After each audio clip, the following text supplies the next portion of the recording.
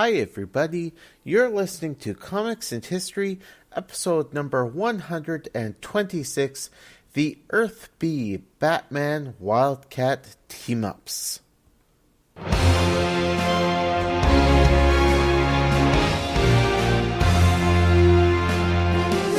welcome to the show.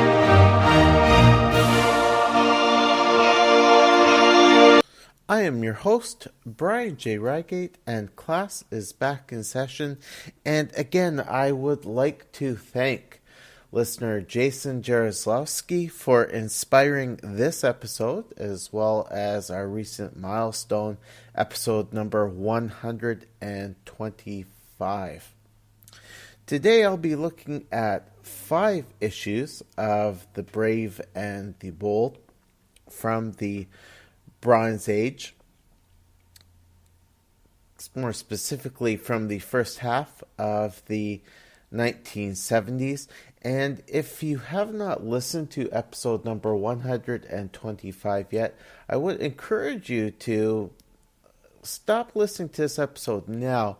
Go back and listen to episode 125, especially if you don't know what exactly Earth B is or was in terms of its place in the DCU and in more specific terms, pre-crisis DCU history.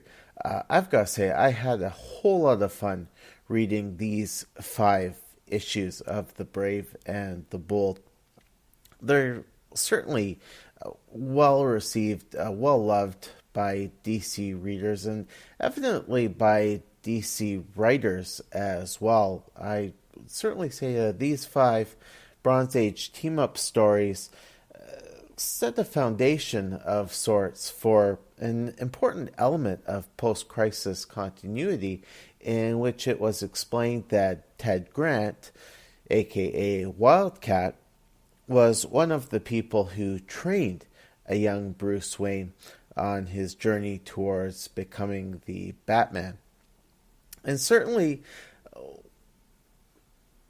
terms of looking at post-crisis, pre-Flashpoint DCU history, you can pretty well take these 5 stories, which I'm going to be reviewing, and fit them in to the continuity of the time. Who knows? Depending on how things turn out in the post-Rebirth era, these stories could very well fit in the present day reality.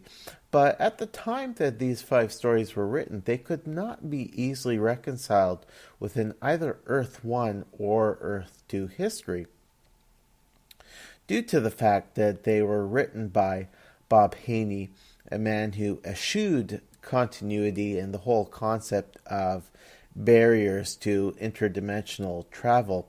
He was somebody who was focused on just telling really fun, exciting stories. And in his mind, I imagine he said to the moon, with the fact that the Earth 1 Batman hailed from a different reality than Ted Grant, who was native to Earth 2. Now, interestingly, in looking at different DC wiki fandoms, the Wildcat, who I'll be talking about in these 5 stories, is often referred to as an Earth 1 Wildcat.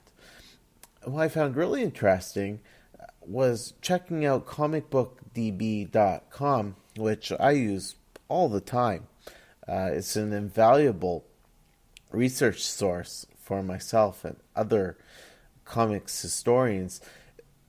The Earth B Wildcat over at comicbookdb is actually referred to as the Wildcat of Earth 1.5. And that's kind of interesting because in both the pre and post-crisis eras, I can't think of any other Earths that were given a numeric designation that included the decimal. But when you think about Earth 1 Batman, Earth 2 Wildcat, and the median of 1 and 2 is 1.5, kind of an interesting designation. But again, Earth B was an Earth that received an unofficial designation in the pre-crisis age, almost in half jest by Bob Rozakis, just a way of reconciling stories like the ones which I'm going to be looking at, in which a Batman who appeared to be the Earth 1 Batman was somehow teaming up with Wildcat, who normally hailed from Earth 2. Also, near the end of episode 125, I spoke about how in more recent times, comics historians have broken down Earth B and explained that Earth B is actually 3 separate Earths, Earths 12, 32, and 40, and different historians have taken a number of stories that have been attributed to taking place on Earth B and have labeled those as Earth 12 or Earth 32 or Earth 40 stories. In reading these 5 Batman Wildcat team-up stories, there was no way that I could delineate which of these stories were set on these 3 particular Earths. Actually, it's funny, given that Bob Haney was somebody who was working against continuity, there's actually a really nice little continuity amongst these 5 stories. In reading these 5 stories, I got the sense that they all took place on one Earth, which I'm referring to as Earth B. I can't remember if I mentioned this on episode 125, but my thinking is that Earth B was a little multiverse of its own that existed within the greater DCU multiverse pre-crisis. What makes the Earth B multiverse different from the larger multiverse is that, in my mind at least, Earth B is a multiverse consisting of not so much 3 concrete Earths, but rather one Earth that operates on a principle of hypertime. So there's one timeline which at points breaks off into 3 divergent timelines, which then converge at certain random points. And for me, that helps explain how certain Earth B stories fit together really well, whereas other Earth B stories actually tend to conflict with each other. And again, pulling back the curtain, it has to do with the fact that writers and editors like Bob Haney and Murray Boltinoff and Nelson Bridwell weren't concerned with a greater continuity. Again, their focus was on writing stories which they wanted readers to simply enjoy without thinking about where exactly these stories took place. And so it is important for these 5 Brave and the Bold team-up stories that I'm going to get talking about very soon, to just enjoy for what they are. There's something so neat about these Bronze Age stories. You're not going to finish reading them in only 5 minutes. They have great twists and turns. Bob Haney, for all people refer to him as Crazy Bob Haney and talk about how he came up with stories like the Super Sons, where a young Superman and Batman were jive talkers. He often inserted some neat foreshadowing in his story, such that when the ultimate big bad in the story was revealed, the reader would slap their head and say, "Oh my goodness, he gave it to us so early on in the story, and I missed it."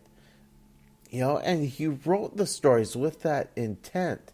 I love reading Bob Haney's stories. So again, Jason, thank you so much for inspiring this episode. Now, when it comes to these 5 issues, and I will give all of the issue numbers and cover dates for those of you who want to track these down, you can find them in a variety of places. You can certainly find them on Comixology, the DC app. They've been included in various trade collections over the years, including the Showcase Presents volumes.